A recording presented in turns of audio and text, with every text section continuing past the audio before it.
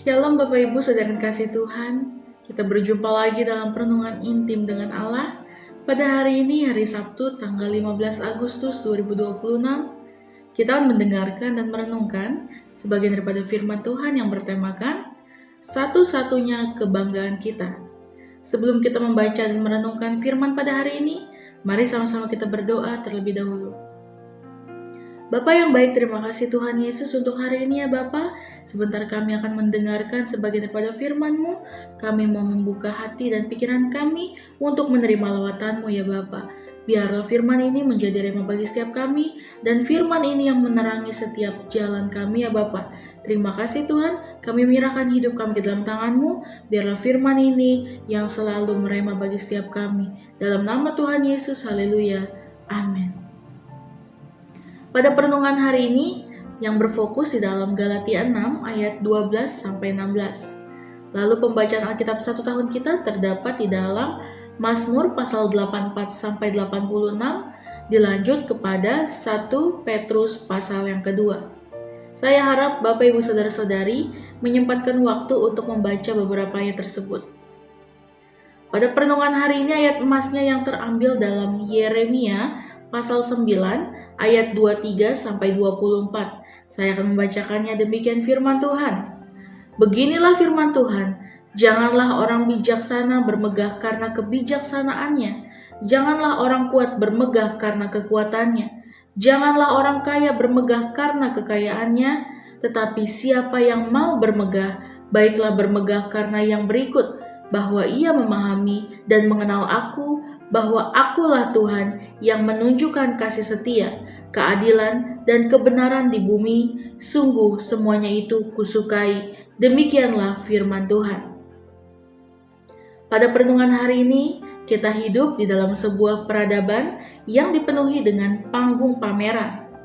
Dunia terus mendikte kita untuk membangun nilai diri atau self-worth berdasarkan apa yang bisa kita tunjukkan kepada orang lain. Gelar akademis yang berderet, tubuh yang bugar dan rupawan, atau nominal di dalam rekening bank yang terus bertambah. Kita diajar bahwa semakin banyak hal yang bisa kita banggakan, semakin berharga hidup kita.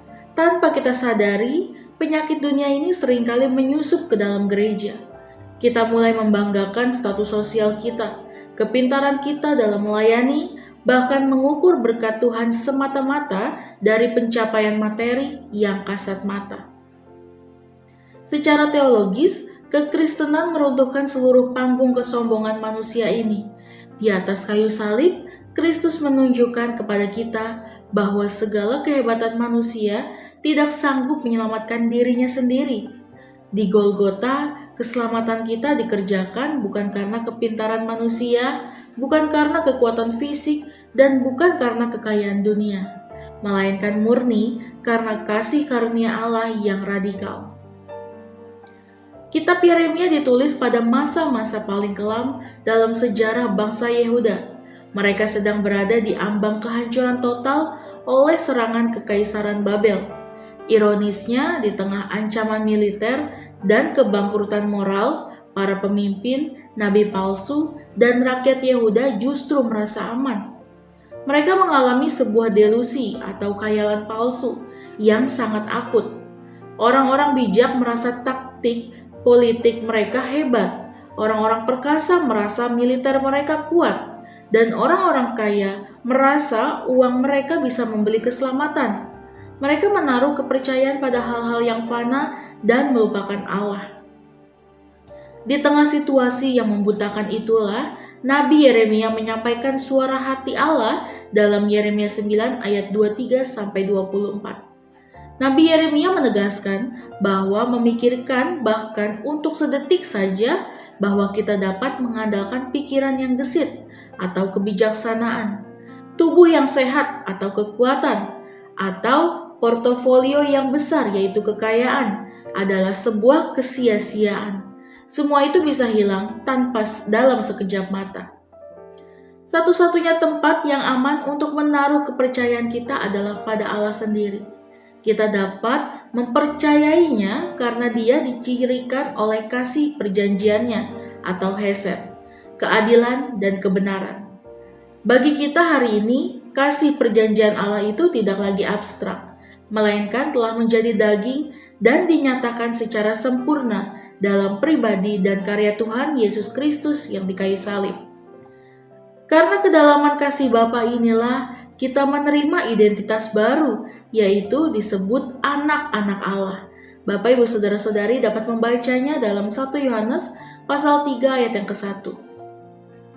Ketika kita tahu bahwa satu-satunya kebanggaan kita adalah pengenalan akan Kristus, maka motivasi kita dalam melakukan yang baik akan dimurnikan.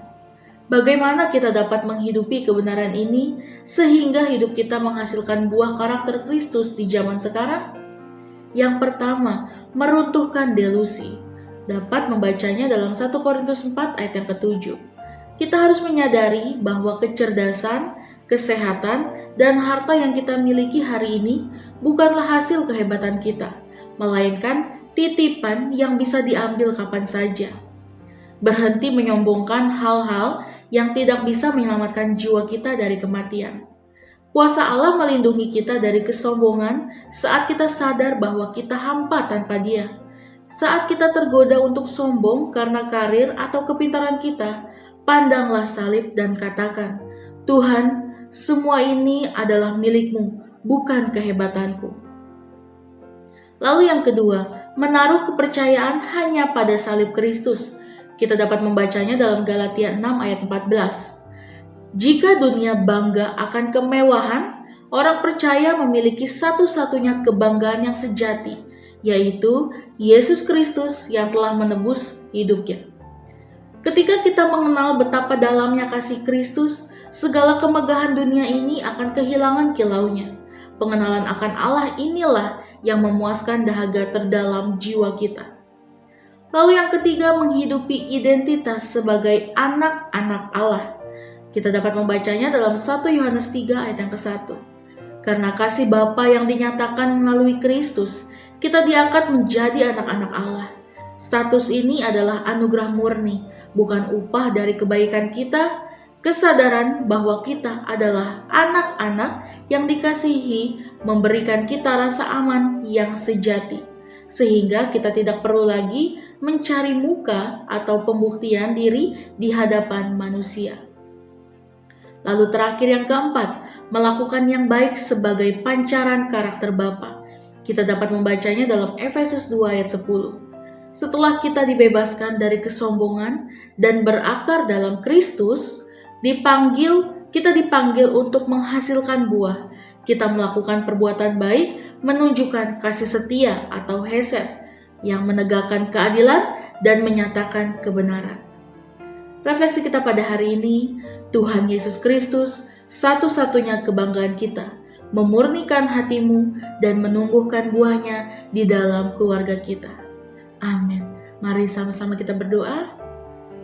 Bapa yang baik, terima kasih Tuhan Yesus untuk perenungan pada hari ini ya Bapa. Terima kasih Tuhan untuk firman-Mu pada hari ini, bahwa kami tahu hanya Engkaulah satu-satunya kebanggaan kami ya Bapa. Hanya Engkaulah satu-satunya juru selamat kami. Terima kasih Tuhan Yesus, kami mau menaruh kepercayaan kami kepada salib-Mu ya Bapa, di bawah kaki-Mu ya Tuhan Yesus. Kami mau menghidupi seluruh rencana-rencana-Mu Bapa dalam kehidupan kami. Kami mau memberitakan kabar baik ya Bapa, bahwa Engkaulah juru selamat kami yang telah membebaskan kami ya Bapa. Tidak ada hal yang bisa kami banggakan di dunia ini ya Bapa, selain kami membanggakan Engkau, bahwa Engkaulah sang juru selamat kami.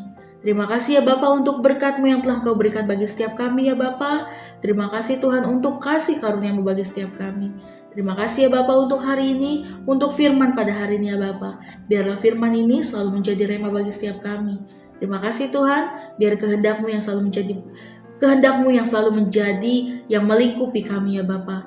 Kehendak-Mu yang jadi bagi setiap kami, dalam nama Tuhan Yesus. Haleluya. Amin. Salam sejahtera bagi kita semua. Shalom.